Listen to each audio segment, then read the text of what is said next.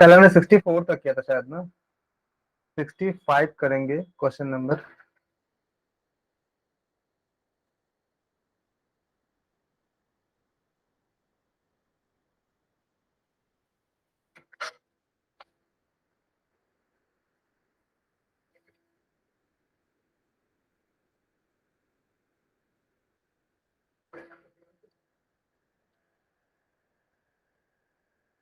Question read करेंगे।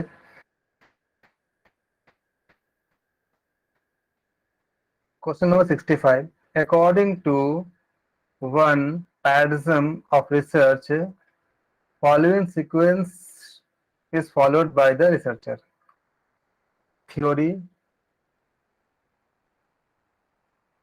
generation of hypothesis मतलब परिकल्पना का उत्पन्न करना, data collection, data analysis and result, hypothesis confirmed और रिजेक्टेड, क्योंकि नल पे काम करता है, आपका कंफर्म होगा कि रिजेक्ट होगा, रिवीजन ऑफ थ्योरी।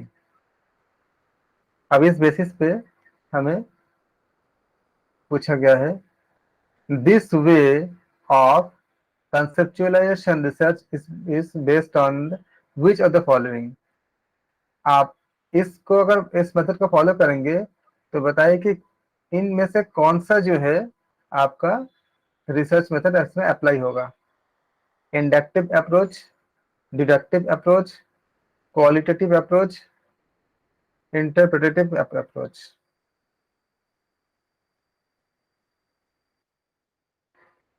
एक बार मैं नीचे से भी दिखा देता हूँ इसमें। According to one paradigm of research, the following sequence is followed। या पहले थ्योरी आती है, फिर क्या है आपका हाइपोथेसिस का निर्माण होता है मतलब परिकल्पना का, फिर क्या होता है डेटा कलेक्शन होते हैं, फिर क्या होती है डेटा एनालिसिस करते हैं मतलब जो रिजल्ट आती है उसका, फिर क्या होती है हाइपोथेसिस मतलब जो परिकल्पना है या तो वो कंफर्म होता है या फिर वो रिजेक्ट होता है। होने के बाद लास्ट टाइम क्या करते हैं, रिवीजन ऑफ थ्योरी करते हैं। ये आपको गिवन है। अब आपको बतानी है इनमें से कौन सा एप्लीकेबल होगा: inductive approach, deductive approach, qualitative approach या इंटरप्रेटेटिव अप्रोच। 65 का आंसर कोशिश कीजिए देने की। सर ये ऑप्शन थोड़ा सा हिंदी में बताएंगे सर? आप लोग हिंदी में अनुवाद कीजिए, मैंने बहुत बार बताया हूँ, आप लोग जिनको हिंदी आ रहा है अनुवाद कीजिए। डिडक्टिव मतलब हमने बोल चुके थे, गुणात्मक। आपका क्वालिटेटिव क्या होती है बताएं, हिंदी में बताएं। Inductive, deductive. अच्छा ये सर गुणात्मक मात्रात्मक। निगमनात्मक, हाँ, निगमनात्मक, आगमनात्मक। इसमें सर मात्रात्मक आएगा सर। ऑप्शन बताए क्या लेंगे, A B C D. Message कीजिए ना, मुझे पता चले कि कौन मैसेज कर रहे हैं, कौन आंसर दे रहा है। ऐसा आवाज से पता नहीं चल रहा है। सर वो सीक्वेंस एक बार नीचे वाला फिर से दिखा दीजिए, वो देखने बैठे। ये नीचे का सीक्वेंस है। पहले थ्योरी है, फिर जनरेशन ऑफ हाइपोथेसिस है, फिर डेटा कलेक्शन, फिर data analysis and result, hypothesis confirmed और रिजेक्टेड, रिवीजन ऑफ थ्योरी। देखिए 2019 में आया था क्वेश्चन। मैसेज में सबको अप्लाई लिखिए, एबीसीडी जो भी लिखते हैं, इससे आपका बनेगा, इसी से आपका बन जाएगा।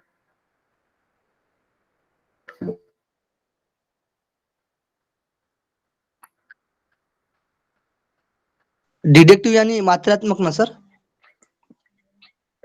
बताइए डिडक्टिव क्या होती है, मात्रात्मक होती है कि गुणात्मक होती है, क्या होती है बताइए हिंदी में जो कर रहे थे बताइए। आगमनात्मक।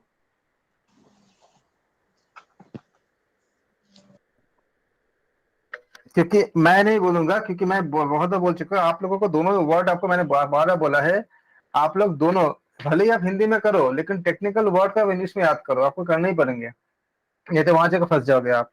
क्या सभी आप फंस रहे हो? वहां पे ऐसे ऐसे वर्ड मिल जाएंगे आपको कि आपको उस समय इंग्लिश अगर याद रहेगा, खाली हेडिंग खाली याद रहे, भले आप सब कुछ हिंदी में करो लेकिन गुणात्मक। स्क्रीन आगे। पर। सर डिडक्टिव निगमन है और इंडक्टिव आगमन। ये आप लोगों मैं बता रहा हूँ, ये जो आप ऐसे पूछ रहे हो ना, आप पूरा हिंदी में करो, लेकिन इस ये जो हिंदी और इंग्लिश जो आपका आपका जो डेफिनेशन आपका मेन जो वर्ड है उसका आप दोनों में आप याद रखो, वरना आपको दिक्कतें होंगी। और कभी कभी ऐसा होता है, मतलब बहुत बच्चों को मैंने देखा, मैंने कि उनको इसलिए गलती हुआ है कि हिंदी वाला बात चीज उनको समझ नहीं आया था। आप इंडक्टिव का हिंदी क्या है और उसका इंग्लिश क्या है, क्वालिटेटिव का हिंदी क्या है, इंग्लिश, ये दोनों वर्ड में आप अपने आप को अपडेट करो। इतना कर सकते हो, इतने ऐसा नहीं है। सर अगर इसमें डिडक्टिव आएगा सर, हाँ, आप डिडक्टिव निगमनात्मक। दोनों करो। हाँ, आप जैसे निगमात्मक है और उसको डिडक्टिव कहते हैं, ये जो आपको जो ये जो दोनों वर्ड है आपको दोनों याद करने हैं। मैं आपको हिंदी नहीं बता दूंगा, आपको बाकी हिंदी में बोल दूंगा, जो क्वेश्चन का हिंदी में बता दूंगा, लेकिन जो टेक्निकल वर्ड है आपको याद करने पड़ेंगे। आप आंसर बी दे रहे हो 65 का, जी 65 सर। का। ओके, और कोई आंसर देंगे? पुंडित जी और संजय जी। संजय जी बोले डिडक्टिव बोल रहे हैं। पुंडित जी आपने डिडक्टिव क्यों बोला? आपको पुंडित जी, आपको ये, आप बहुत अच्छे हो, सब कुछ बहुत अच्छे हो, लेकिन आपको ये काम करने पड़ेंगे, जितने भी टेक्निक आपको जो हेडिंग है उसका आप हिंदी में दोनों में याद करोगे। सर हमने सब हिंदी में रट दिया है सर। कोई बात नहीं, आप कोशिश करो, आपको करने ही पड़ेंगे, क्योंकि आपका एग्जाम में हम इसका रिस्क नहीं ले सकते। जैसे इंडक्टिव आ, है, गुणात्मक, अगर ये इतना तो आप कर सकते हो। आप दोबारा से रिवीजन करोगे ना, आप 2 बार 3 बार लिखो, अपने आप हो जाएगा, ऐसा कुछ नहीं होता। बाकी आप पूरा हिंदी अभी में। अभी परिचित है सर अभी अभी इंग्लिश से, हाँ, कोई इसीलिए। बात नहीं, कोई बात नहीं। आप धीरे आप मुझे व्हाट्सअप कर सकते हो, पर्सनल मैसेज कर सकते हो, आप मोस्ट वेलकम। लेकिन आपको करने पड़ेंगे टेक्निकल वर्ड, आपको जान। आप जब शोध करने जाओगे वहां पर आपको कितने लोग हिंदी में अगर नहीं समझ पाए तो क्या करोगे आप जब जहाँ पे शोध, आप अगर आप पीएचडी के लिए जा रहे हो, जाओगे आप, तो जब आप उसमें आपको जब सबमिट करोगे तो कुछ वर्ड तो आपको इंग्लिश में लिखने ही पड़ेंगे, भले आप इसको हिंदी में लिखो। नहीं तो फिर जो लोग हिंदी नहीं जानते होंगे आपको बात को कैसे समझेंगे, बताइए। ओके ओके सर, मुझे सर हिंदी भी नहीं आती थी, मतलब हिंदी से और इंग्लिश से अभी अभी परिचित हुआ सर आप मैं। बहुत अच्छे हो, लेकिन आप बहुत ही अच्छे करते हो। मैं आपको बहुत जगह बाकी सब भी देखता हूँ, यू आर द जी, मतलब सब लोग बहुत अच्छे हैं, आप बहुत ही ज्यादा मतलब जीनियस इंसान हो। आप सबको यहाँ पे पढ़ने बहुत अच्छे हैं, लेकिन आप लोग दोनों में रखो, जो मतलब दोनों में रखो, अपडेट रखो। ओके, ठीक है। ऑप्शन बी, जी सर, का ऑप्शन बी। क्योंकि सर इसमें जो निगमनात्मक होता है सर, डिडक्टिव, तो हाँ, इसमें हम निष्कर्ष मतलब कुछ निकालते हैं सर। तो जैसे कलेक्शन हम इसमें दिया गया है क्वेश्चन में, जैसे कलेक्शन हम डाटा करते हैं, यानी डाटा जमा करते हैं, उसका एनालिसिस करते हैं। और इसमें दिया है हाइपोथेसिस, जैसे हम परिकल्पना करते हैं तो उसको हम नल वगैरह उसको प्रोजेक्ट मतलब प्रयोग के माध्यम से, जो चर के माध्यम से हम उसको छांटते हैं, जैसे कारक विश्लेषण वगैरह होता है, जैसे छांटते हैं तो हमको निकालना पड़ता है चीजों को, तो इसलिए वो आंसर निगमनात्मक होगा सर। ठीक है संजय जी, आप इनसे इस तर्क से आप मतलब एग्री करते हो या आपको कुछ और बात है? नहीं ठीक है सर, जैसे निगमात्मक इसमें डिडक्टिव में हमारे पास ऑलरेडी एक थ्योरी होती है, हम जनरल से स्पेसिफिक में जाते हैं, तो उस थ्योरी के बेस पे हमने एक हाइपोथेसिस बनाया अपना अपनी प्रॉब्लम के हिसाब से, फिर उसको हमने एनालाइज, डेटा कलेक्ट करके एनालाइज किया, वो एक्सेप्ट हुआ या रिजेक्ट हुआ, तो हमने अपनी स्पेसिफिक प्रॉब्लम को थ्योरी के बेस पे सोल्व बहुत किया। अच्छे, बाकी लोग बहुत अच्छे। बाकी लोग आंसर देख क्यों नहीं रहे हैं भाई, मैं तो पूछूं इनसे। मैं क्वेश्चन, जानकी जी आप बताएं क्या आंसर देंगे आप? जानकी जी आप हमारे साथ हैं? वंशिका जी आप बताएंगे?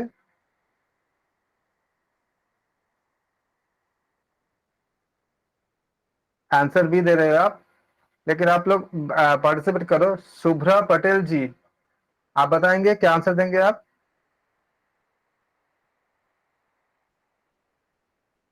शुभ्रा पटेल पटेल जी आप बताएं।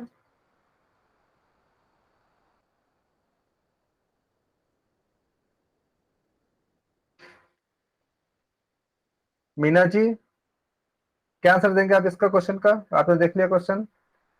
सर डी सर, मुझे लगता है डी। अच्छा, बंटी जी आप डी क्यों बोल रहे हो, बता दो एक बार, एक्सप्लेन कर दीजिए। शीतला जी, शीतला दास जी आप भी बताएं। मुझे आप लोगों का पार्टिसिपेशन चाहिए, सही गलत से ज्यादा मतलब नहीं है, सही गलत हम निकाल ही लेंगे। आप लोग बताओ, हाँ ना कुछ बताओ। शीतला जी हेलो आप हमारे सर। साथ हैं? हाँ जी हेलो बताओ। सर। सर एक्चुअली ये मेरा नया मोबाइल है, इसमें कुछ प्रॉब्लम, इसमें मैसेज नहीं कर पाती हूँ, कुछ बोल नहीं पाती हूँ, कुछ प्रॉब्लम तो है। न्यू मोबाइल है ना, इसलिए अच्छा थोड़ा सा कोई बात मेंटेन कर नहीं पाती आप ऐसे आप हूँ। ऐसे चलता है। माइक खोल के बोल दो, कोई दिक्कत नहीं है हमें, आप बहुत अच्छे आंसर देते हो। वंशिका जी आप बताएंगे? ठीक है, ऑप्शन बी सही है। आप लोगों ने जिन्होंने भी ऑप्शन बी बोले हैं, बहुत अच्छी है, एक्सेलेंट। और सर इसमें छाट भी सकते हैं, जैसे सर गुणात्मक शोध नहीं आएगा सर, हम छाट सकते हैं सर, इसमें मात्रात्मक होगा तो वो आ सकता था सर। और उसमें जो आगमनात्मक वो तो मतलब जो छोटे लेवल पे होता है उससे हम करते हैं, तो वो भी नहीं आएगा सर, ऐसे सुनिए छाट कि सकते हैं सर। आप बहुत अच्छे बोलते हो, लेकिन आप हिंदी नहीं, आप इंग्लिश वर्ड इस्तेमाल करोगे जो आपका हेडिंग है, जैसे इंडक्टिव अप्रोच, डिडक्टिव अप्रोच, इसको आप इससे आपको याद, आपको सब चीजें आ जाएगी। आप हिंदी में बोलते हो, आप हिंदी में जरूर पढ़े हो, बहुत अच्छी है, लेकिन आप इसका टेक्निकल वर्ड का इंग्लिश में बोलो, इससे आपको समझने में, और आप जब कुछ लिखोगे तो सामने वाले को समझने में बहुत हेल्प करेगा। तो आप इसको कोशिश करो, हिंदी में नहीं होगा तो हम सब है ही, और आप कोशिश करो हिंदी इंग्लिश दोनों में बोलो, आप दोनों में बोल दो। एक ही आपका, जैसे आपने बोलो कि इंडक्टिव अप्रोच, जिसका हिंदी भी बोलो इंग्लिश भी बोलो, तो आपको दोनों आ जाएगा। जी 66 सर, पे आप जी सर। कंप्लीट करिए।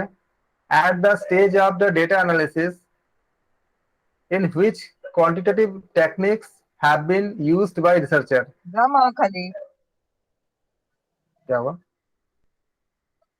The evidence warrants the rejection of null hypothesis H naught. जीवन आहे का आधी बघ Which of the following decision of the researcher पण photo will be deemed appropriate?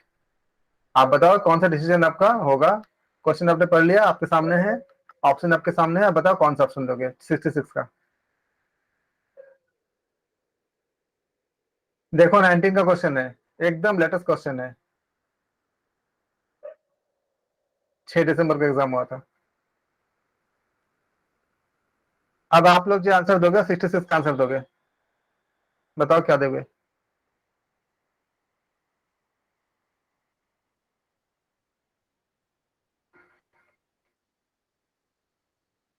Sixty six का आपका आंसर दोगे, आप बताओ।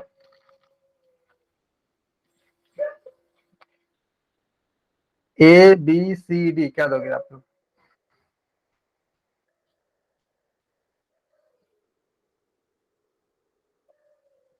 क्वेश्चन सबको क्लियर हो गया? The stage of the data analysis, जब हम डेटा एनालिसिस करते हैं उस स्टेज में, in which quantitative techniques have been used by researcher, कौन से क्वांटिटेटिव टेक्निक का इस्तेमाल कर किया जाएगा शोधकर्ता के द्वारा।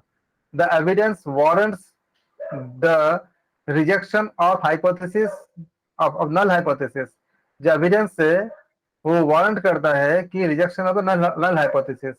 विच of the following decision of the researcher, निम्न में से कौन सा निर्णय शोधकर्ता के द्वारा विल बी डीम्ड अप्रोप्रिएट, सही होगा या लिया जाएगा।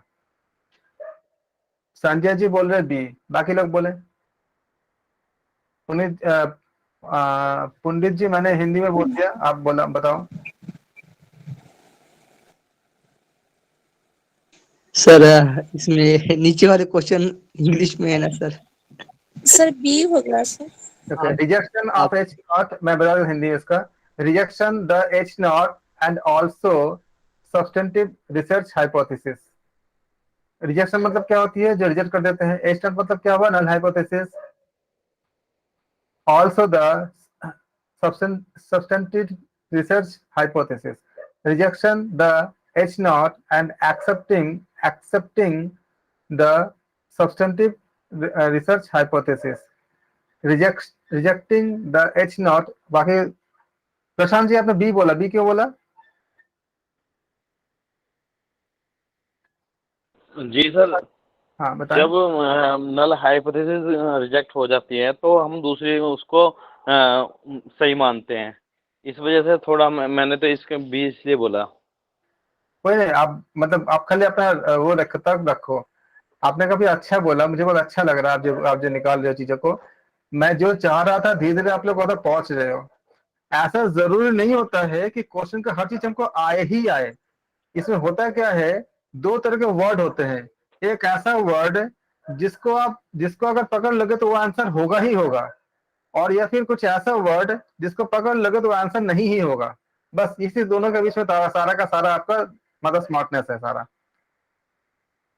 ये जरूरी कतई नहीं होता कि सबको सब क्वेश्चन आ ही जाए, लेकिन ऐसे वर्ड को खोजिए आप, या तो वो वर्ड आपको ये बताएगा कि यही ऑप्शन होगा, या फिर वो वर्ड ये बताएगा कि ये हो ही नहीं सकता। बहुत अच्छा आपने कोशिश किया पंडित जी, आपको क्लियर हो गया आपको? अच्छा, और संजय जी आप बताएं, क्यों बोला आपने, बी बोला आपने? सर क्योंकि डेटा एनालिसिस से एविडेंस मिल रहा है कि जो नल हाइपोथेसिस है वो रिजेक्ट हो रही है, तो इसलिए वो तो हमें रिजेक्ट करनी ही है। तो ऑप्शन जो रिजेक्ट वाले हैं उन्हीं में से हमें लेना है, और क्योंकि वो रिजेक्ट हो रही है तो दूसरी जो हमारी हाइपोथेसिस है वो एक्सेप्ट हो जाएगी। बहुत आप लोग एक बार देख रहे हो, जो लोग लगातार आपका मतलब पार्टिसिपेट कर रहे हैं, इनका आंसर धीरे धीरे सही होता जा रहा है। आप लोगों में 12 बोलेगा पार्टिसिपेट कर, देखो कितना अच्छा सही होता है। अब बिल्कुल सही है बी ऑप्शन। पंडित जी क्लियर हो गया ना? नल को अगर आप रिजेक्ट करोगे तो क्या आ जाएगा आपका? वैकल्पिक वैकल्पिक हाइपोथेसिस यानी अल्टरनेटिव हाइपोथेसिस हो जाएगी। हाँ जी। तो आप देख रहे हो कि जो लोग पार्टिसिपेट कर रहे हैं उनका लगातार ग्रोथ हो रहा है कि नहीं हो रहा है? बेहतर की तरफ जा रहे कि नहीं जा रहे हो? लेकिन जो पार्टिसिपेट नहीं करेंगे हम उनको कैसे ले जाए बताइए? रंजना जी बी बता रहे हैं। रंजना जी, जो तर्क बाकी लोगों ने दिया, आप उससे कुछ अलग बोलना चाहेंगे कि सेम लॉजिक है? नहीं सर, सेम है। आपने हर बार यही समझाया था हमको कि जब नल हो जाता है हाइपोथेसिस अपना, तो फिर सामने वाला वो पॉजिटिव रिजल्ट होता है सेकंड। वेरी गुड, आप लोग पार्टिसिपेट करो। जो लोग पार्टिसिपेट करेंगे मैं बोल रहा हूं, देखो बहुत अच्छा होगा, बहुत ही अच्छा होगा, क्योंकि उस टेक्निक से फेमिलियर हो जाओगे जिससे आप आंसर तक पहुंच जाओगे। जरूरी नहीं होता कि सारे चार ऑप्शनों को बहुत अच्छे से क्लियर हो। टेक्निक खाली यही होता है कि कुछ वर्ड ऐसे होंगे जो आपको बताएगा यही आंसर सही है, या फिर कुछ वर्ड ऐसे होंगे जो आपको बता देगा ये आंसर हो ही नहीं सकता। आपने क्या पाया इसमें? रिजेक्ट, देखो रिजेक्टिंग वर्ड पाया आपने, पकड़ा आपने, आंसर बी सही है। मैंने यही बोल रहा था, मुझे 50 क्वेश्चन कराने में मतलब कराने नहीं है, मुझे कुछ ही क्वेश्चन कराने हैं एक क्लास में, लेकिन उसका मैं क्वालिटी को ऐसे बनाना चाहता हूं कि आप उस चीज को पकड़े जिसके जरिए आप खुद 50 क्वेश्चन खुद सॉल्व कर लोगे। चलो आ जाओ 67 पे आ जाओ, बाकी लोग आंसर करें। जिन्होंने बी बोला थैंक यू सो मच, बहुत अच्छे हैं। और आप लोग आंसर देंगे 67 के लिए।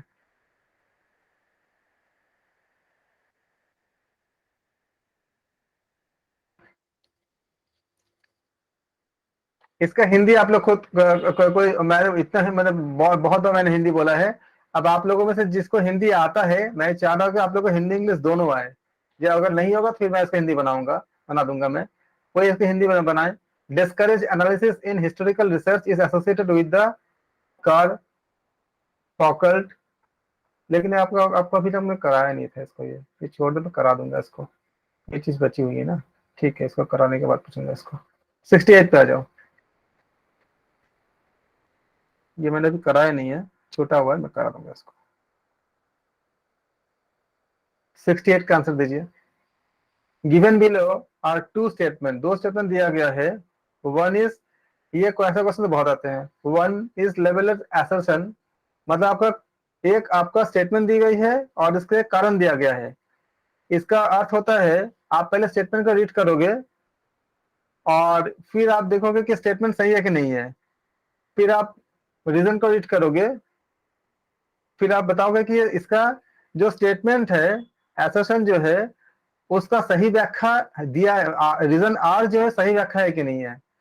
फिर आपका क्वेश्चन पूछेगा, मतलब ऑप्शन देगा। ए क्या दे रहा है?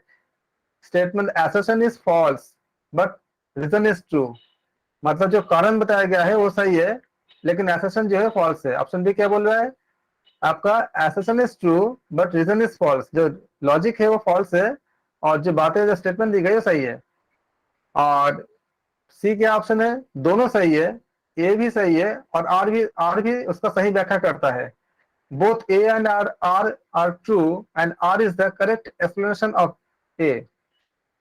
और डी बोलता है कि ऑप्शन दिया गया है both A and R true but R is not correct explanation of A. A और आर दोनों सही है लेकिन आर जो है सही व्याख्या नहीं है। ये हिंदी में मैंने बता दिया। 68 का डी बता रही हो पंडित जी। बाकी लोग भी बताएं क्या होगा आप लोग के हिसाब से सर इस आंसर। बार की एग्जाम में इस टाइप के क्वेश्चंस बहुत आए थे। हाँ, इसी को तो बता रहा हूँ मैं, इसके करने का टेक्निक होती है। आप लोग पार्टिसिपेट करो, सब टेक्निक सीख जाओगे। कतई जरूरी नहीं होता कि आपका पूरा क्वेश्चन आ जाए, बस ऐसे करें, टेक्निकल वर्ड पकड़ोगे सब निकाल लोगे। बताओ 68 का क्या हो सकता है?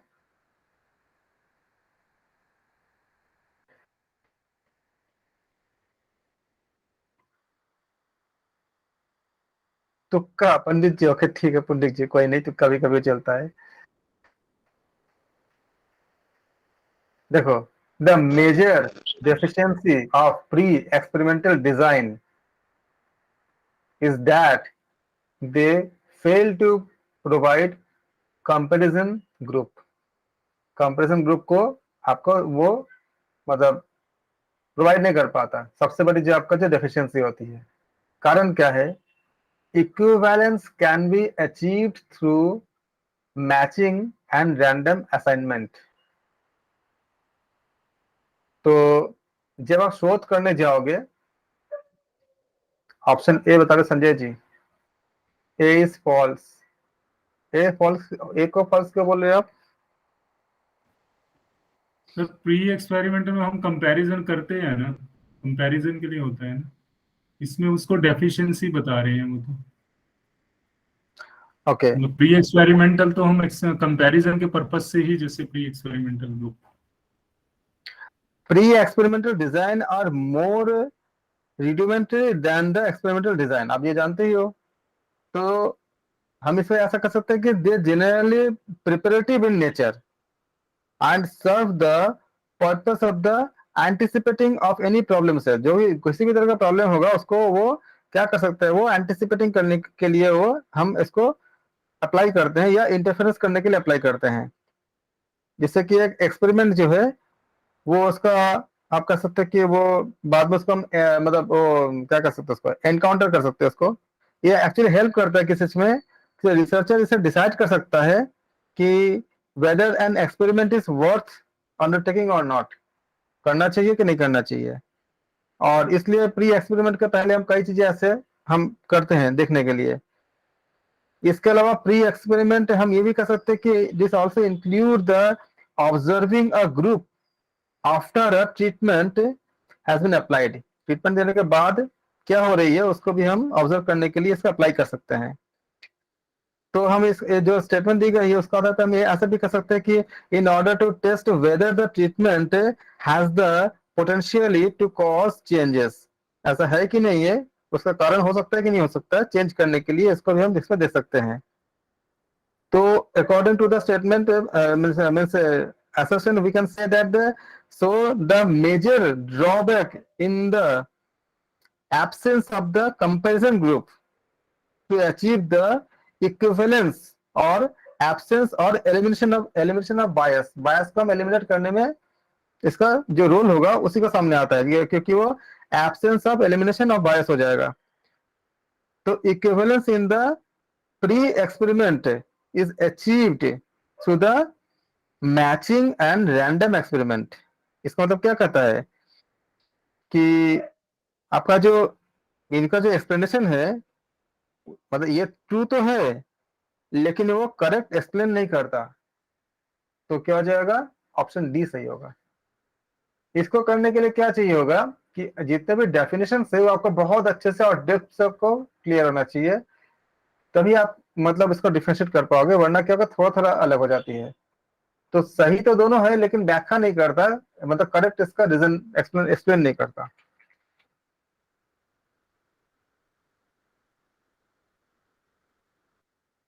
Which of the following belong to the category of true experiment design? True experimental design, बताइए कि कौन सा जो है ट्रू एक्सपेरिमेंटल डिजाइन से संबंधित है। One group pre test post test design, two group randomized subject post test only design, two group static design, randomized group pre-test post-test design, one group time series design। ये आपको दी गई है, फिर आपको इन चार में से चूज करनी है, ए और बी, बी और सी और डी, डी और ई, कौन से होंगे? आप बता रहे हो 69 के लिए बता रहे हो।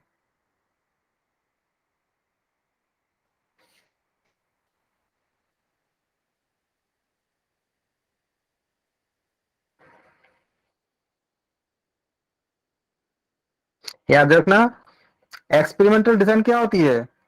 Experimental design is a statistical approach of the establishing cause and effect relationship. इसको याद रखना, cause and effect relationship between different variables, इसको याद रखना। आपको हेल्प के लिए बता दे रहा हूं कि जो ट्रू एक्सपेरिमेंटल डिजाइन होती है, that is a statistical approach of the establishment, किसके लिए होती है? A cause and effect relationship between किसके साथ? डिफरेंट वेरिएबल के साथ। आप ये भी जानते हो ना कि the main constituent of the true experimental क्या होती है? Manipulation and control. हम पहले ही बात कर चुके थे, किसमें होती है? मैनिपुलेशन में होती है और कंट्रोल में होती है।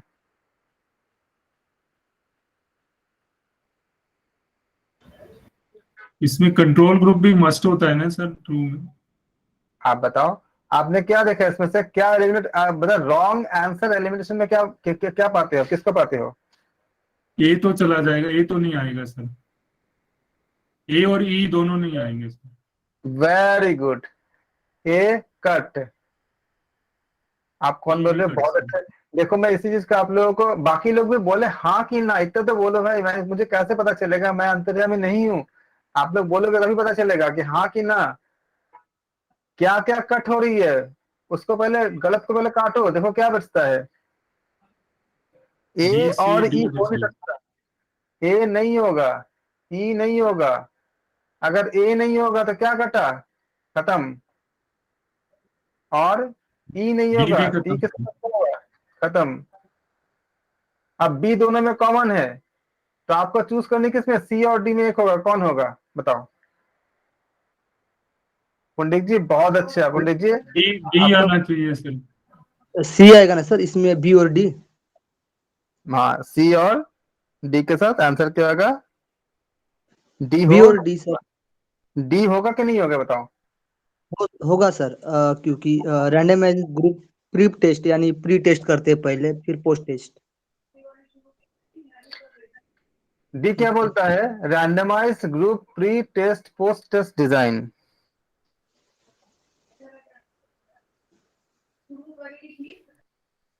सर एक्सपेरिमेंट डिजाइन में फर्स्ट में करते हैं, यानी पहले स्वतंत्र इसमें करते हैं ना, याद रखना, स्ट्रक्चर में।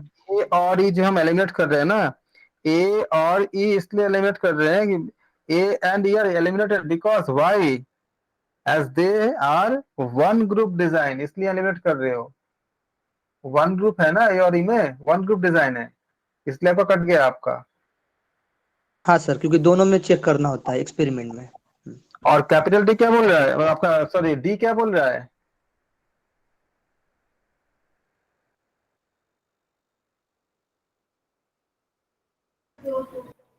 सर इसमें स्टैटिक डिजाइन का क्या मतलब है, ये थोड़ा सा क्लियर नहीं हुआ सी ऑप्शन में जो दिया है। चलो अब डी बताओ, डी होगा कि नहीं होगा? सीधा अपने आप निकल जाएगा। डी होगा तभी सर, डी और डी दोनों होंगे सर। अगर एग्जाम में मान लो आ जाता है, एग्जाम में मान लो आ जाता है, आपको एक चीज नहीं पता चलता है, तो आप कैसे निकालोगे? डी क्या बोल रहा है? Randomize group pre test post test design. कितने होंगे प्री टेस्ट पोस्ट टेस्ट में? कितने होंगे रैंडमाइज ग्रुप अगर लोगे तो? 2 हुए ना सर? आप बताओ। अच्छा मतलब प्री टेस्ट एंड डी को एलिमिनेट होगा कि नहीं होगा? ये जो डी है ये एलिमिनेट होगा कि नहीं होगा? डी वाले पार्ट एलिमिनेट होगा कि नहीं होगा, इतना बताओ। सर नहीं होना चाहिए, क्योंकि ग्रुप्स लिखा है ना सर, तो एक से ज्यादा ही होंगे। कैटेगरी डिजाइन बता रहे थे, पूछा जा रहा है। सर डी तो होगा सर। ठीक है, मैं बोल रहा हूँ ट्रू एक्सपेरिमेंटल जो आपका जो डिजाइन होती है ना उसके बारे में, तो the main constitute of the true experimental क्या होती है? ये होती है मैनिपुलेशन और कंट्रोल होती है। ट्रू एक्सपेरिमेंटल अचीव होती है random assignment and random selection, और इसका कंडीशन होता है कि पार्टिसिपेंट्स इनटू टू ग्रुप्स, जबकि इसमें क्या है? 4 ग्रुप है, तो डी नहीं होगा। वन सब्जेक्टिव और आपका जो जो जो, जो एक्सपेरिमेंट कर रहे हैं, क्या बोले प्री बोल रहा है पोस्ट बोल रहा है, तो प्री में भी 2 होगा, पोस्ट में भी 2 होगा, 2 दूने 4 हो गया, तो डी नहीं होगा।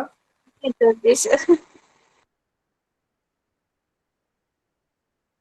यहाँ से आपको ऐसे ऐसे चीजें मिलती है समझने के लिए, करने के लिए। वेरी गुड, आप लोगों सर ने बहुत अच्छा किया। बी और डी उल्टा बोल रहे हैं ना सर? नहीं, उल्टा कहाँ बोल रहे हैं? मतलब पोस्ट टेस्ट ओनली सिर्फ बोल रहा है, इसमें तो प्री और पोस्ट दोनों बोल रहा है। दोनों उल्टा तो बोल रहे हैं ना आपस में, इसलिए। हाँ तो आप देख रहे हो कि ये देखो, आपने पहले सोचा नहीं है इसको, तो आप लोगों को सोचने होंगे, आप लोगों को बहुत अच्छे। अ, सोचा था सर, लेकिन ये मतलब कुछ कुछ ये पता नहीं था फिर इसके बारे में, टेस्ट के बारे में, इसलिए वो कोई बात नहीं, हम लोग बहुत अच्छे, हम एक क्वेश्चन करते करते सीखेंगे, क्योंकि मैं बता रहा ना, इतने सारे इसमें मैं, आप देखो कितना क्लास हो गई हमारा, करीब 15-20 दिन तो हो ही गई है, लग रहा है कि हम लोग खाली 1 ही मिनट पढ़ रहे हैं। मैंने बहुत शॉर्ट किया है, बहुत कुछ इसमें है, अगर मैं पढ़ाने जाऊँ तो 1.5 महीने लग जाएंगे। तब भी जो चीज छूटी हुई होगी, अगर कुछ ऐसा छूटा भी होगा तो हम क्वेश्चन से हम इसको पता चल जाएगा कि हम अगर कुछ छोटा होगा। नॉर्मली हम सिलेबस हमने पूरा एक दो चीज अभी भी छूटी हुई है, T test, Z test, ANOVA test, ये सब छूटी हुई है। क्लास में मैं बता दूंगा सारा टेस्ट कैसे कैसे कहाँ पे क्या अप्लाई होता है। आपको टेस्ट करना नहीं है, खाली जानना है कि कहाँ पे क्या अप्लाई होती है, वो मैं बता दूंगा। और ऑलमोस्ट आपका, लेकिन तब भी हम जो क्वेश्चंस करेंगे तभी हमें पता चलेगा कि हमारा और क्या नहीं आ रहा है। बहुत अच्छे। अब आपके आज हम करेंगे मेथड्स ऑफ रिसर्च के कुछ क्वेश्चन हमने इकट्ठा किए आप लोगों के लिए, और आप इसको करोगे। जो हमने इतने दिन तक जो हमने इतना कड़ी मेहनत किया और इतने देर तक आप लोगों को रोक के रखा, इसके लिए माफी चाहता हूँ। लेकिन अब आप क्वेश्चंस करेंगे कि सब्र का फल मीठा हुआ कि नहीं हुआ, देखते हैं। Match list A with list B and choose the correct answer from the code given below। आप सब रेडी हो ना करने के लिए? Yes sir. आप कोशिश करो, बहुत मजा आएगा। Match list A and list B। मैं बोल रहा बार बार, इसमें आपका जो है वो काम करेगा, गलत आंसर का मतलब धक्का मार कर निकाल दो।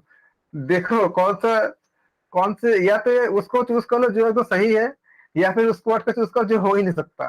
फिर देखो ऑप्शन कटेगा, आपका आंसर आ जाएगा।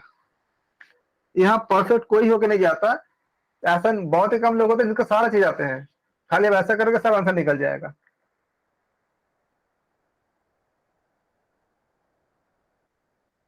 बताओ क्या हो सकता है? मैं हिंदी में बताऊं? हिंदी में आपने सबको बताया कि मैं बताऊं? बाकी लोग कहाँ गए, मैं देखो तो होगा, मुझे देखने से ना पता, बार बार मुझे चेंज करना पड़ता है। सर इंग्लिश में। रंजना जी, संजय जी, शीतला जी, सुरेश जी, आप लोग आंसर 2 भाई। मीना जी, लोग है, आप लोग आंसर 2 तो देखो क्या बोला है, match list A with list B and choose the correct answer. List A और बी से मैच कर रही है, सही आंसर दीजिए। क्या दिया है? हिस्टोरिकल मेथड, ठीक है ना? Survey method, philosophical method, experimental method. क्या है? विजन, प्रेजेंट इवेंट्स, और आपका एक्सेप्शनल केसेस और फ्यूचर एक्शन। अच्छा, क्या नहीं हो सकता किसके साथ? चलो मैं चेक करता हूं आप लोगों को। क्या इसका बताया? A answer, A answer. क्या चीज आपको, आप लोग काटे क्या जो मैच नहीं करते उसको बोलो क्या काटे आपने, कैसे काटा आपने? सर काटे कुछ नहीं सर, लगा है सर इसमें। सर हमको तो पॉजिटिव ही दिख रहा था, हमने तो वही चीज सर बताई। मैंने इसमें ए और सी काटा है। ए और सी काटा है आपने? भाई जी सर। काटने का टेक्निक को सीखो, बहुत कम आएगा। मैं बता रहा हूँ आपको 30 सेकंड में आंसर निकाल लोगे अगर काट दिया तो, काटना आ गया तो। बहुत काम की चीज है।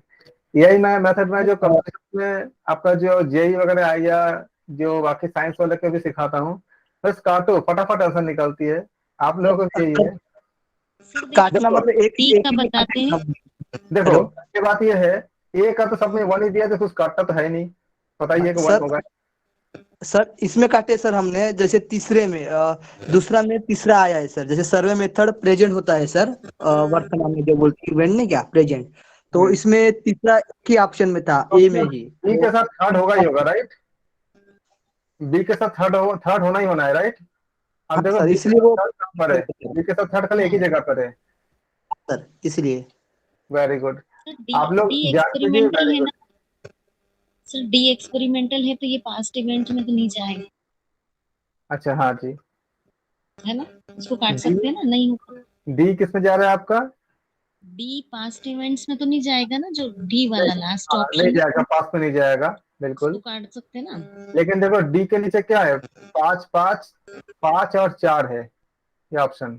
तो एक तो है ही नहीं है इसमें, मिलेगा ही नहीं हमको। नहीं नहीं, ये ऊपर वाले जो डी है ना, मैच करने का है, हाँ हाँ, इसमें बता। अच्छा। एक्सपेरिमेंटल का अगर अपन हाँ, वो तो नहीं फर्स्ट कर, से जोड़ते हैं तो पास्ट इवेंट्स में तो नहीं जाएगा। पास में आपका क्या जाएगा? जो पास्ट इवेंट में होगा, पास्ट मतलब जो पहले जो हो चुकी है, तो हाँ, पहले क्या हो चुकी है, एक्सपेरिमेंटल है हिस्टोरिकल ना, होगी तो इसे मैच करेगा। हिस्टोरिकल है वो।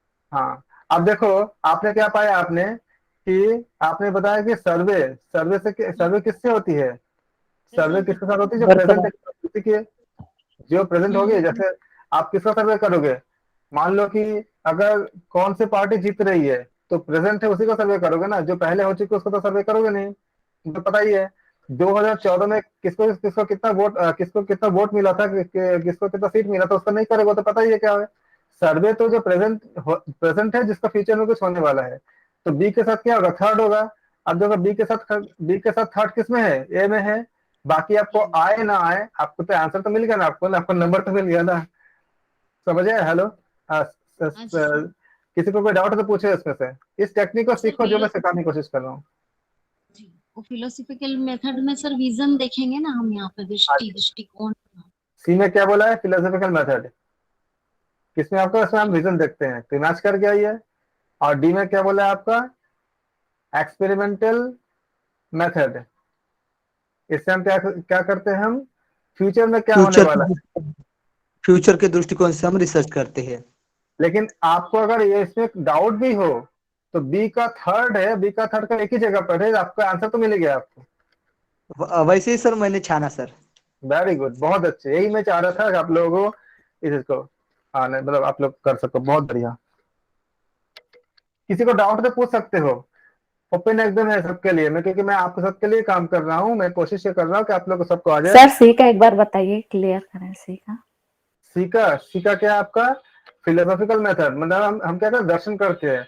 दर्शन से क्या होती है? दर्शन का मतलब क्या? विजन होती है ना। हम जो बोलते हैं हिंदी में दर्शन शास्त्र, दर्शन शब्द का अर्थ क्या होती है? विजन, जिसको हम देख सकते हैं, मतलब आंखों से देखना नहीं, अंतर्दृष्टि से। जैसे आप वैशेषिक दर्शन पढ़ते हो, जैसे आप योग दर्शन पढ़ते हो, जैसे आप मीमांसा दर्शन पढ़ते हो, तो क्या होती है वो? आप एक, आपका क्या कह सकते हैं इसको, कि आपको वो विजन, मतलब आपका अंतर्दृष्टि का जो विजन होती है, वो उससे आप देख रहे हैं, मतलब उससे आप समझ ही रहे हो चीजों को, कि आत्मा की ना तो जन्म लेता है ना मृत्यु होती है, आत्मा को ना तो आग जला सकता है, ना वायु सिखा सकता है, ना जल भिगो सकता है। ये क्या विजन है? आप थोड़ा हाई लेवल का विजन, चेतना शक्ति, चेतना के उच्चतम लेवल जा रहे हो। तो ये क्या होगा? ये अमूर्त। हाँ, किसी तत्व के पीछे सत्य की खोज करना है, इसको बोलेंगे दर्शन। क्लियर हो गया ना? जी सर, जी सर। जी सर। क्वेश्चन नंबर 2 पर है।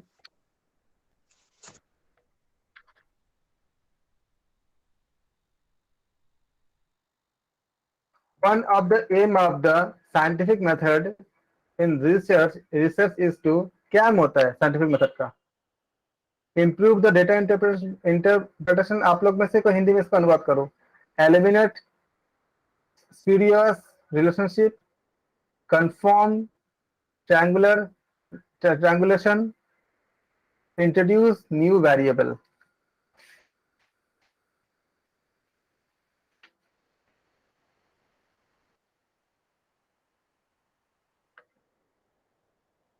मैं इसका अर्थ बता देता हूँ, शायद आप लोगों को दिक्कत हो। इसका मतलब होता है, जो जालसाजी नहीं करते हैं, जो डुप्लीकेट है जालसाजी करते हैं, उसका मतलब होती है ये।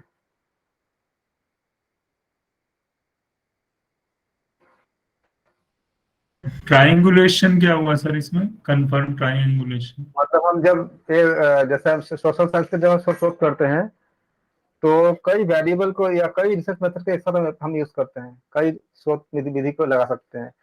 जैसे आप मान लो कि हमने जो फंडामेंटल सोर्स से हमने जो डेटा हमने पाया है, फिर उसको जब हम अप्लाइड भी लगा सकते हैं, तो इसको हम उस जब हम कई मेथड लगाते थे उसको हम कहते हैं ट्रायंगुलेशन कहते हैं इसको।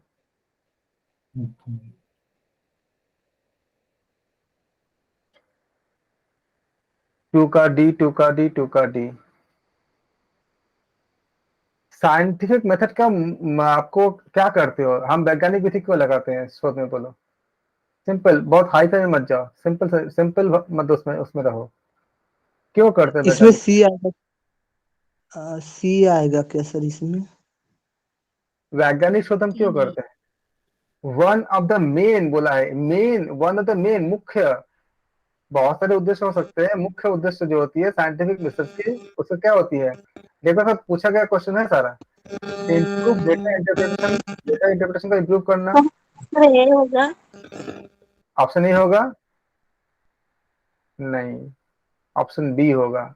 हम लोग क्या करते हैं, जो गलत चीजें होती है उसको हम, सबसे पहला काम होती है कि वैज्ञानिक शोध के द्वारा उसको उसको हम दूर करते हैं। जो जालसाजी होती है, जो गलत चीजें इसमें डाली जाती है, उसको हम दूर करते हैं।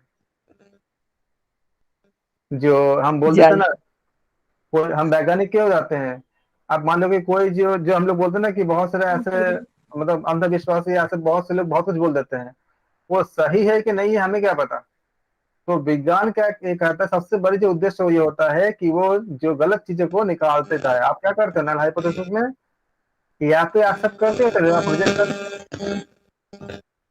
तो एक्सेप्ट और रिजेक्ट में क्या होती है? ये तो होती है ना कि आप क्या जांचते हो, सही है कि नहीं है, यही तो करते हो, बोलो। तो मेन क्या होगा?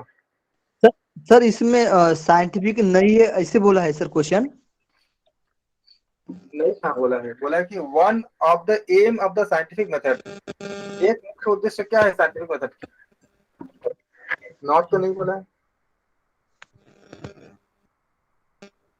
मतलब भ्रम वाली चीजें हटा गलत वाली चीजें। सर ये उद्देश्य में आएगा क्या सर, ये जालसा वाला? समझ आ गया सबको? सर मेरी आवाज आ रही है सर? हाँ जी, बताएं। डाउट लग रहा है सर, जैसे जालसा वाली चीजें तो उद्देश्य नहीं हो सकती यार, मतलब ऐसे हो सकता है सर, साइंटिफिकल मेथड में नहीं आ सकती है, ऐसे नहीं, होगा सर? जालसाजी चीज को हटा देना होती है। क्या उद्देश्य होती है? जो जाली चीज, जो संबंध, मतलब आपको गलत गलत चीजों के साथ जो हम रिलेशन बना देते हैं, मतलब कोई चीजें होती ही नहीं है और समाज में ऐसा धारणा होती है। जैसे मान लो कि आपका पृथ्वी गोल है कि नहीं है, तो पृथ्वी गोल है कि नहीं है, या सूरज आपका गति करता है कि पृथ्वी गति करता है। तो अगर कोई बोलता है कि नहीं नहीं, सूरज घूमता है, पृथ्वी एक जगह पे है, तो ये एक धारणा हो सकती है, लेकिन गलत है। अब इसको मुझे, मैंने क्या किया, हमने शोध के जरिए प्रूफ किया, फिजिक्स के जितने लॉ होती है कि नहीं, सूरज नहीं घूमता है, पृथ्वी घूमती है। तो हमने क्या किया, इसका एलिमिनेट किया गलत रिलेशन को। हेलो, क्लियर हुआ? हाँ सर, क्वेश्चन क्लियर जी हुआ सर। सर, लेकिन मेरे कहने का मतलब सर कि उद्देश्य में हम कैसे ले सकते हैं? यानी ऐसे बोल सकते कि साइंटिफिकल मेथड में वो चीज नहीं आएगा, जैसे ये बाकी की जो चीजें हैं वो तो आएंगी ना सर, जैसे डाटा इंटरप्रिटेशन, तो बोला ट्रायंगुलेशंस। ना कि वन ऑफ द मेन बोला है ना, वन ऑफ द एम, मतलब आपको जब ऐसे क्वेश्चंस होते हैं, इनमें से मोस्ट अप्रोप्रिएट आंसर चूज जी करने होते हैं। पार्शियल से बहुत सी करेक्ट करेक्ट होती ही है, बाकी सब बाकी ऑप्शन भी। तो मुख्य उद्देश्य क्या होता है? एक आपका जिसको शोध से कोई मतलब नहीं है, ठीक है, एक आम आदमी है, वो क्यों आपका इस बात पे ट्रस्ट करता है कि ये आपका एक रिसर्च से पता चला है। एक रिसर्च से पता चला कि WHO ने ऐसा कहा है। सुनने वाला ना तो वो शोध करने जा रहा है, और शायद हो सकता है कि उतना पढ़ा लिखा भी ना हो, लेकिन वो ट्रस्ट किस किस बात पे करेगा? क्या उसको न्यू वेरिएबल चाहिए होगा? क्या उसको डेटा इंटरप्रिटेशन चाहिए होगा? वो तो जानता ही नहीं है शोध के बारे में, तब भी उसको क्या चाहिए? वो ये जानता है कि जो अगर शोध से, अगर साइंटिफिक रिसर्च से अगर सामने बात आई है, तो इसके अंदर कोई गलत चीजों को निकाल दी गई है, जो सही है उसी का, सही बात को ही हमें पता चल रहा है। तो मोस्ट टाइम क्या हो जाएगा आपका, एलिमिनेशन ऑफ द, जो भ्रांति होती है, जाली मतलब भ्रांति कह सकते हो, भ्रांति संबंध को निकाल देना साइंटिफिक मेथड का बहुत बड़ी उद्देश्य में से एक होती है, जो एक आम आदमी के लिए भी होती है, जो ज्यादा पढ़ा लिखा नहीं है, या जिसको शोध से कोई मतलब ही नहीं है। किसी को डाउट है कोई? जिन लोगों का सवाल था, क्लियर हुआ सबको?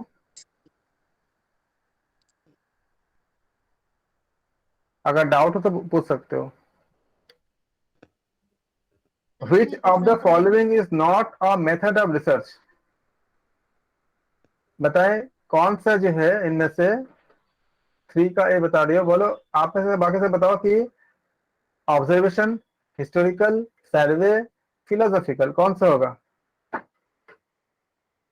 पंडित जी आप बोल रहे हो सर्वे का रिसर्च का मेथड नहीं है? सॉरी सॉरी ऑब्जर्वेशन होगा सर।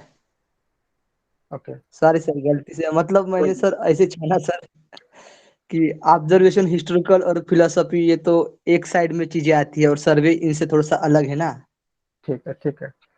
कोई है तो जो उस एक के तरीके। अलावा? बिल्कुल सही है पंडित जी, आप मैं समझ गया, बिल्कुल कोई बात नहीं। इसलिए बोल रहा हूँ पंडित जी, आप थोड़ा सा हिंदी इंग्लिश दोनों को करो, आप बहुत अच्छा कर पाओगे, बता रहा हूँ कि आप लोग सबको ही बहुत अच्छे हो। थोड़ा सा दोनों दोनों ही चीज में आप अपडेट हो जाओ।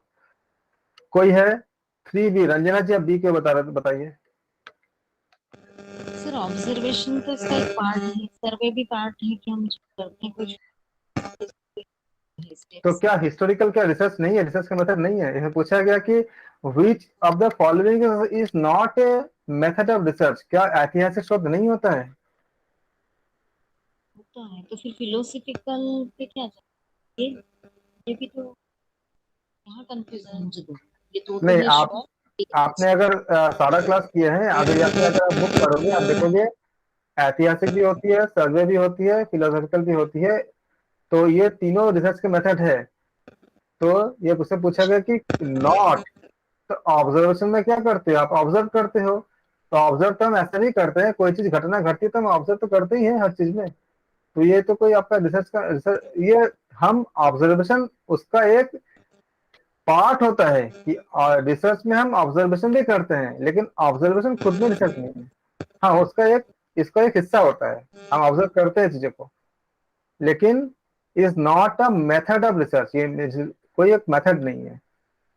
ऑप्शन ए करेक्ट है। क्लियर है सपोज, सर। ओके, फोर्थ करें। The experimental study is based on. अच्छा लगेगा करते करते, देखना आप लोग कर पाओगे। मतलब ज्यादातर आप लोग सही कर रहे हो, नहीं कर सही कर पाओगे तो सीख पाओगे। ऐसा ही होती है। आप जितना भी थ्योरी पढ़ लो, जब तक आप प्रोसेस में आप अपने आप को अपडेट नहीं करोगे, वहां फंसना ही फंसना है। इसलिए थ्योरी खाली एक ही बार करनी है, उसके बाद खाली क्वेश्चन ही करनी है जो आया हुआ है, उससे आपको बहुत सारा चीजें क्लियर हो जाएगा। The experimental study is based on. इससे सबसे बड़ी अच्छा क्लियर होगा कि आप जान जाओगे कि वो क्वेश्चन किस तरह का पूछते हैं। ये आपको खुद को बहुत हेल्प करेगा, एक डायरेक्शन देगा कि आपको कैसे पढ़ाई करनी चाहिए। The experimental study is based on the manipulation of variables, conceptual parameters, the application of research, survey of literature। Fourth का पंडित जी, फोर्थ का ए। बाकी लोग बताएं। संजय जी है, शुभ्रा पटेल जी है। शुभ्रा पटेल जी आप बताएं, आपने ये क्यों बताया?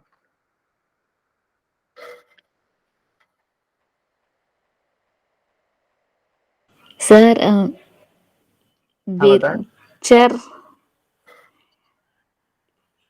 चर जो रहते हैं उसमें, हाँ उसी बेस पे लगाया मैंने सर। ठीक है। Experimental study is based on चर, जो ठीक है, चर तो ठीक है। प्रयोगात्मक शोध में हम क्या करते हैं? चलो मैं और किसी से पूछता हूँ। आपने कोशिश किया, बहुत अच्छी बात है वेरिएबल्स की, लेकिन उसमें कुछ और भी बात होती है। बाकी लोगों से फीडबैक पहले ले लो एक बार। संजय जी आप बताएं, आपने क्यों ये बोला आपने? सर क्योंकि एक्सपेरिमेंटल में हमारी कुछ 2-3 मेन कंडीशन है। एक तो हम उनको मतलब जो कंडीशंस को कंट्रोल करते हैं और वेरिएबल्स को मैनिपुलेट करते हैं लेबोरेटरी कंडीशंस में, मतलब वेरिएबल्स को मैनिपुलेट करते हैं। 2-3 ये मेन कंडीशन आती है एक्सपेरिमेंटल में। Very good. मैं आप लोगों को सबको बार बार बता रहा हूँ, बिल्कुल सही है। आप कुछ वर्ड ऐसे होते हैं जिससे हम ये पता करते हैं कि आंसर हो ही नहीं सकता, और कुछ वर्ड ऐसे होते हैं जिससे हम पता करते हैं कि यही होगा। तो हाँ मैनिपुलेशन यानी हेर फेर क्या होती है, उसका एक गुणधर्म, मतलब आपका एक्सपेरिमेंटल रिसर्च में हम ये करते ही हैं। मैंने बहुत बार समझाया था आपको कि अगर अनुलोम विलोम से किसी को अगर अनिद्रा की समस्या का समाधान करनी है, तो मैं इसका अनिद्रा को कम ज्यादा नहीं कर सकता, हम उसको अनुलोम अनुलोम विलोम को हम कम ज्यादा कर सकते हैं। तो मैनिपुलेशन किया हमने, इसमें हेर फेर किया। तो कहाँ होती है वो वेरिएबल में, कहाँ किस जगह पे होती है? एक्सपेरिमेंट रिसर्च में होती है, स्टडी में होती है। तो अभी आपने जो शुभ्रा जी आपने जो आंसर दिया था बिल्कुल सही है, लेकिन आपने वेरिएबल वर्ड को पकड़ा था। वेरिएबल वर्ड और भी बहुत जगह आएंगे। अगर एक्सपेरिमेंटल आएगा तो मैनिपुलेशन जो वर्ड है, यानी हिंदी में इसको हेर फेर कहेंगे, इसको पकड़ेंगे आप। उससे क्या होगा, आपका आंसर इंग्लिश शब्द मैंने उसका नहीं समझ पाई सर मैं, इसीलिए। अभी आपको क्लियर है ना कि मैनिपुलेशन, ये जो आप हर जी क्वेश्चन में सर। आपका जो ये जो टेक्निकल वर्ड है कल उसको पकड़ना होता है। मैं बार बार बता रहा हूँ कि कोई भी पंडित नहीं, मतलब सब ऐसा कोई नहीं होता जिसको सब कुछ आ जाए। जिसको 100 में से 100 भी आ जाएगा, जरूरी नहीं कि उसको सारा ऑप्शन का मतलब पता ही रहेगा। वो खाली इसी पे उसका महारत हासिल होता है कि किस वर्ड को पकड़ना है, किसको, जिसके एक वर्ड उस वो होता है जिससे आपको एग्जैक्टली रखिए इस क्वेश्चन में मैनिपुलेशन वर्ड आपको आंसर तक ले आया है, क्योंकि वो एक्सपेरिमेंटल स्टडी से संबंध होता है।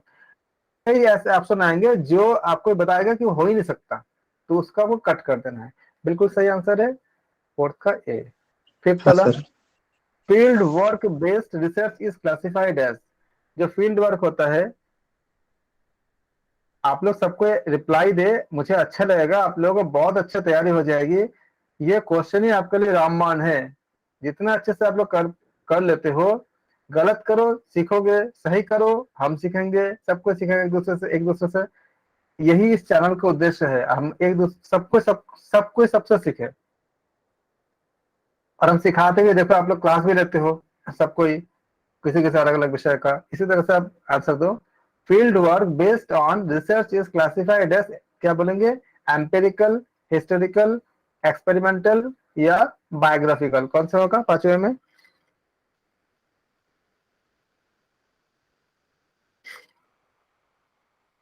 एम्पेरिकल का हिंदी होता है प्रयोग सिद्ध।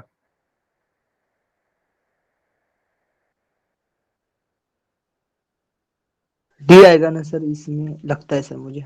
आपको ए लगता है? आप ए बोल रहे हो, डी टाइप कर रहे हो? डी सर, डी बोला सर। आप डी बोले, okay.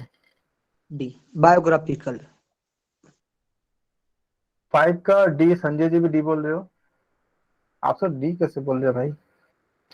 Field work based research क्या बोलोगे आप? एक बार हिंदी में ऑप्शन बता दीजिए ना सर। फील्ड वर्क जो होती है, मतलब जो आपका फील्ड वर्क में क्या बोलोगे हिंदी में? जो आप फील्ड में जो काम करते हैं, मतलब घूम घूम के काम करना, फील्ड वर्क। हाँ, जैसे हाँ कार्य क्षेत्र में सर ए या बी में से आना चाहिए। फील्ड वर्क का हिंदी क्या होगा? फील्ड मतलब जैसे आपको जैसे आप सर्वे करते हो ना, फील्ड वर्क करते हो, घूम घूम के करते हो। सर हाँ, घूम घूम के सर्वे में जैसे घूम घूम के जाते हैं घर घर वगैरह, वैसे ही। फील्ड वर्क, हाँ, 21 पे आधारित है। Based on classified as empirical पे, हिस्टोरिकल पे, एक्सपेरिमेंटल पे। एम्पिरिकल यानी क्या होता है सर? एम्पेरिकल का मतलब होता है प्रयोग सिद्ध। पंडित जी बताएं, एम्पेरिकल का आप डिफाइन करें हिंदी प्रयोग सिद्ध को, क्या बोलोगे? सर मुझे पता नहीं सर, आप नहीं आप बताओ, आप अच्छे से बोल रहे थे, तो बताओ। मैंने बहुत नहीं बोला है। हिस्टोरिकल यानी तो ऐतिहासिक वगैरह हो गया ना सर। और बायोग्राफिक ओके, एम्पेरिकल रिसर्च जो होती है वो एक ऐसा मेथड होती है, method of gaining and verifying knowledge by means of direct and indirect observation और एक्सपीरियंस। एक्सपीरियंस आएगा सी। एक्सपीरियंस के आधार पे जब हम किसी, एक्सपीरियंस के, हाँ। हाँ, तो एम्पिरिकल रिसर्च क्या होती है? ये एक ऐसा मेथड होती है जिससे हम गेन करते हैं, अपने ज्ञान को वेरीफाई करते हैं। किसके द्वारा? डायरेक्ट नॉलेज के डायरेक्ट या इनडायरेक्ट ऑब्जर्वेशन या फिर हमारे एक्सपीरियंस से। जैसे कि आपका आउटसाइड लैब हो गया, लाइब्रेरी हो गया, वर्क प्लेस हो गया, इत्यादि के जरिए है। यानी कि ये कोई थ्योरी या लॉजिक से ज्यादा आप इसको, इस चीज पे आप डिपेंड होते हो। तो इसलिए हम कैसे कहा गया कि प्रयोग सिद्ध है। एम्पिरिकल जो एविडेंस होती है, इसको मैं अगर इंग्लिश में बोले तो empirical evidence the record of one's direct observation और एक्सपीरियंसेस, यानी कि हमारे डायरेक्ट ऑब्जर्वेशन पे या एक्सपीरियंस अनुभव पे हमारे निर्भर करता है, इसीलिए इसको हम बोलते हैं प्रयोग सिद्ध या अनुभव सिद्ध। That can be analysed quantitatively और क्वालिटेटिवली, दोनों में हो सकता है, क्वांटिटेटिवली भी हो सकता है और आपका क्वालिटेटिवली भी हो सकता है। आपका गुण से भी हो सकता है और आपका क्वांटिटी से भी हो सकता है, क्वांटिटी से भी हो सकता है। अब बताओ कौन सा बोलोगे आंसर? Option A sir. समझ गए ना? आपको क्या, आपने क्या सीखा? आपने सीखा कि जो आपका जो डेफिनेशन है उससे आपको अपडेट होना चाहिए। आप कॉपी में लिख लो अपने फीडबैक खुद कि आपको किस में कमी है, कहाँ से क्यों क्या नहीं होने पे आप आंसर नहीं दे पाए, इसको ये आपको सीख रहे हो आप एक सर कॉपी में। हाँ जी, हमने एक्सपीरियंस सीखा सर। बिल्कुल। हाँ जी, अपने एक्सपीरियंस सीखा हमने। यहाँ पे आप मतलब अभी जो क्वेश्चन के आंसर था सर, तो उसमें एक्सपीरियंस था ना सर, तो आपने बोला क्या सीखा एक्सपीरियंस। बिल्कुल, तो ये हमने सीखा हमने कि हमें जितने भी टर्म्स होती है उस टर्म को हमें अच्छे से क्लियर होना चाहिए। देखो टर्म क्लियर हो गया तो आपका आंसर तो पहुंच गया ना। आंसर तक क्यों नहीं पहुंच पा रहे थे? क्योंकि हमें टर्म का मतलब अच्छे से क्लियर नहीं था। तो आप ये करोगे, बहुत अच्छे। 5 के बाद आते अच्छे। शुरू में आप लोग थोड़ा सा करोगे, उसके बाद देखो कितने जल्दी निकाल लोगे। The process not needed in experiment research, प्रयोगात्मक रिसर्च में क्या जरूरत नहीं है? Observation, manipulation and replication, controlling, reference of collection. 6 का आंसर दीजिए, 5 का हमने कर चुके हैं, 6 का आंसर दीजिए। डी का क्या होता है सर? हाँ, डी वाला जो है रेफरेंस कलेक्शन। कलेक्शन, रेफरेंस आप देते नहीं हो सी कि सर, सी। कंट्रोलिंग बता रहे हो? ओके, देखते हैं। रेफरेंस आप देखते नहीं हो कि आपने किसी का रेफरेंस से आपने ज्वाइन किया है, बोलते हैं ना कि आप जो आते हो आपका कोई रेफरेंस मिला आपको, तो ये आपका सी। सर इसमें ए आएगा सर। ये आएगा। एक मिनट, इसमें डी, शायद डी आएगा। छठे में डी आएगा। सर क्योंकि सर ऑब्जर्व भी करते हैं एक्सपेरिमेंट रिसर्च में, और ठीक है, मैनिपुलेशन अभी सर आपने बताया था कि हेर फेर करना, जो दो चर रहते स्वतंत्र और परतंत्र, स्वतंत्र चर में हम बदलाव करते हैं और प्रभाव देखते हैं परतंत्र चर पर, यानी डिपेंडेंट वेरिएबल पर। और कंट्रोल, इसमें तीसरा ऑप्शन है कंट्रोलिंग, यानी कंट्रोल भी करना होता है पहले चर को जैसे। ठीक तो है। ये 3 होगा सर। संजय जी आपने रिफ्रेशिंग तो जरूरी रहता है सर, रेफरेंस देना, कलेक्शन लास्ट में, रिसर्च में। तो आप आंसर क्या दोगे? इसे पूछा है कि not C. Needed in experiment, C sir. C देंगे। Okay, hmm. और कोई बताएं? रंजना जी आप बी क्यों बता रहे हो? नहीं सर, नॉट नहीं पढ़ा था मैंने, नॉट नीडेड है ना। हाँ, नॉट, इसलिए हम लोग बहुत गलती करते हैं कि ये वर्ड नहीं पढ़ते हैं कि नॉट है इसमें। अच्छा ठीक है, आपने जो सी बोला ना, मैं बता देता हूँ। कंट्रोलिंग आपका जो है वो एक्सपेरिमेंटल रिसर्च का एक हिस्सा होता है, इसको करना पड़ता है। आप सुन पढ़े भी होगे कंट्रोल ग्रुप, जी जब सर। आप इसमें जो ग्रुप के बने पढ़े होगे, तो वो हिस्सा इसमें होता है। कंट्रोलिंग भी आएगा सर, हाँ रिसर्च में। हाँ, आप बताओ कि जी। अब आप बोलो आंसर क्या होगा?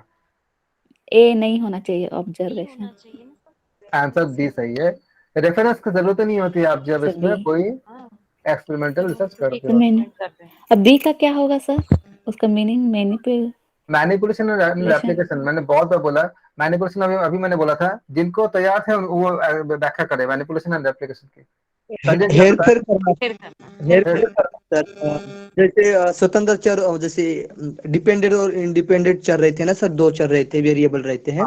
तो हम इंडिपेंडेंट में हेर फेर करते हैं, यानी जोड़ घटाव करते हैं, और हम्म, डिपेंडेंट पर हम उसको प्रभाव देखते हैं। जैसे आपने सर एग्जांपल भी दिया था, जैसे भ्रामरी प्राणायाम से निद्रा दूर होती है, तो भ्रामरी प्राणायाम ये हमारा स्वतंत्र हो गया, यानी हम उसमें चेंजेस कर सकते हैं। उसको चेंजेस करके भ्रामरी प्राणायाम मतलब कितने कौन से समय में करना चाहिए, कितने टाइम में करना चाहिए, उस पर हम सर्च करके उसमें टाइम या काउंटिंग में चेंज कर कर हम उसमें निद्रा में हम डिपेंडेंट पे प्रभाव पर देख सकते हैं सर। बहुत अच्छा, क्लियर हो गया। आप उसमें थोड़ा इंग्लिश में कोई बताए, मैंने बहुत बार बोला है इन सब चीजों को। आप एक बार बताए, आप लोग बताओगे तो और मतलब उसको कौन कर सकते हैं इंग्लिश में? संजय जी बताएं। सर क्या बताना, मैंने थोड़ा सुना नहीं। मैनिपुलेशन एंड रिप्लिकेशन का इंग्लिश में एक्सप्लेन कर दीजिए। Okay sir, manipulation. Sir manipulation जैसे होता है, हमने कोई जैसे हमारा जिसमें कुछ भी हम रिसर्च कर रहे हैं, तो हमने मान लो कुछ आसन करा रहे हैं हम, उसका कोई रिजल्ट नहीं आया तो हम कुछ आसन उसमें से चेंज करा देंगे, कि फिर वो मैनिपुलेशन अपने हमारे इंडिपेंडेंट वेरिएबल का मैनिपुलेशन करते हैं उसमें, मतलब उसमें मतलब कम ज्यादा करते हैं। मैनिपुलेशन मीन्स कम ज्यादा करना, कम उसका भी अपने कर सकते हैं, ज्यादा भी करके देख सकते हैं। अगर हमें लग रहा है कि रिजल्ट बहुत ज्यादा ऐसे थोड़ा सा ज्यादा साइड में जा रहा है, थोड़ा उसको कम कर सकते हैं, और अगर कम लग रहा है ज्यादा कर सकते हैं उसको। ये आपका आप जो एक्सपेरिमेंटल ग्रुप होती है इसका ये पार्ट होता है, हम करते ही इसको है, और इसलिए रेफरेंस सब कैसे नहीं लेते हैं, मतलब रेफरेंस वगैरह जो है एक्सपेरिमेंटल ग्रुप के लिए इसकी जरूरत नहीं होती। सबको क्लियर है ना? सर सर सर क्या है, डी replication है क्या होगा सर? हाँ जी, क्या बोले, क्या पूछे? ये जैसे इसका answer sir. Manipulation D D D reference of collection, tick तो कर दिया मैंने डी को। सर, ये बी में रेप्लिकेशन का प्लीज मीनिंग पूरा बता दीजिए। बताए मैनिपुलेशन एप्लीकेशन क्या होती है, या संजय जी बताएं। रिप्लाई से बना है क्या? रिप्लाई नहीं, से बना है क्या रिप्लाई सर? से नहीं है, रिप्लाई से नहीं है। सर इसमें फ्रेंड्स है ना रेफरेंस सर, जैसे बुक वगैरह से पढ़े हम लोग, या फिर वेबसाइट दूसरे से। सर हम दूसरे की चीज को लेकर करते सर, कलेक्शन यानी डाटा जमा जी करते सर, सर। जिससे हमने संजय रिसर्च के बारे में जानकारी ली, जैसे बुक हो गया, वेबसाइट वगैरह हो गया, उसको रेफरेंस कलेक्शन में डालते हैं सर। नहीं, एप्लीकेशन में रेफरेंस ऑफ कलेक्शन ठीक है, एप्लीकेशन कौन बताएंगे? संजय जी बताएं।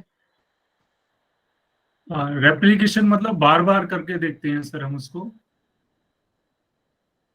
जिसको आप बार बार करोगे तो एक ही रिजल्ट आएगा। जैसे मान लो मैंने जब आपको एक्सप्लेन किया था, मैंने बताया भी था कि अगर हम निकालते हैं कि जी के वैल्यू कितना होगा, तो अब अगर हम इसके लिए फॉर्मूला अप्लाई करते हैं, T is equal to 2π√L/G, ये फॉर्मूला होती है, L लेंथ है। इसको अगर हम निकाल लेंगे तो T square is equal to 4π² into L/G। इससे जी क्या हो जाएगा, 4π² L/T²। ये फॉर्मूला मिल गया हमको। अब इसको आप जितने ही बार करोगे तो जी का वैल्यू लगभग 9.8 ही मिलता है, आप करते हो तो। ऐसा नहीं होगा कि आज कुछ मिला कल कुछ और मिलेगा परसों कुछ और मिलेगा, ऐसा नहीं होता। तो ये आपका होल्ड करता है। क्लियर हो गया ना?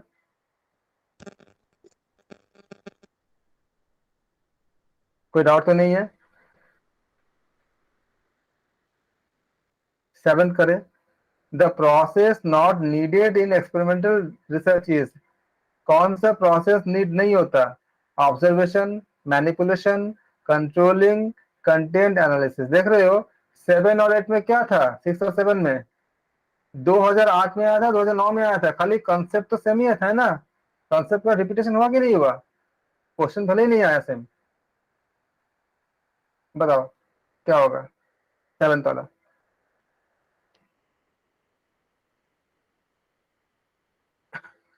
The process not D sir, D नहीं आएगा। Content analysis. Pandit ji 7 D बता रहे हैं, संजय जी अच्छा ठीक है। 7 का क्या हो जाएगा आपका, डी होगा। वेरी गुड, सबको क्लियर है? ओके, हमें लगता है कि टाइम हो गया है। और आप लोगों को ये क्वेश्चन आंसर करना अच्छा लग रहा है? जी सर। समझ आ रहा है सारी चीजें? ये क्वेश्चन आंसर बिना किए अगर आप जाएंगे तो आप लोगों को एग्जाम में ये सब दिक्कत सामना करने पड़ेंगे सेम टू सेम। इसलिए आप लोग क्वेश्चन आंसर में जो ये पास्ट पेपर है, क्वेश्चन आंसर मतलब पास्ट पेपर का हम सॉल्व कर रहे हैं। हम अगर 10 साल तक का कर लेंगे, 10-12 साल का, तो हमें बहुत अच्छे से एकदम वो आ जाएगा कि किस तरह के क्वेश्चन पूछे जाते हैं वहां पे एग्जाम में, रियल क्वेश्चन कैसे होती है। और आपको कैसे, जब आप खुद का भी स्टडी करोगे, जब आप खुद भी आप जब जैसे आप बुक्स वगैरह करोगे, तो आपको क्वेश्चन जब दिखेगा तो आपको आइडिया क्लियर होगा कि हाँ इस तरह के क्वेश्चन पूछे गए। हम यहाँ तक रखते हैं आज, फिर हम कल करेंगे इसके बाद। आप सबका धन्यवाद। हम शांति पाठ करेंगे। सर्वे भवन्तु सुखिनः, सर्वे सन्तु निरामयाः, सर्वे भद्राणि पश्यन्तु, मा कश्चित् दुःखमाप्नुयात्। ओम शांति, ओम शांति, ओम शांति।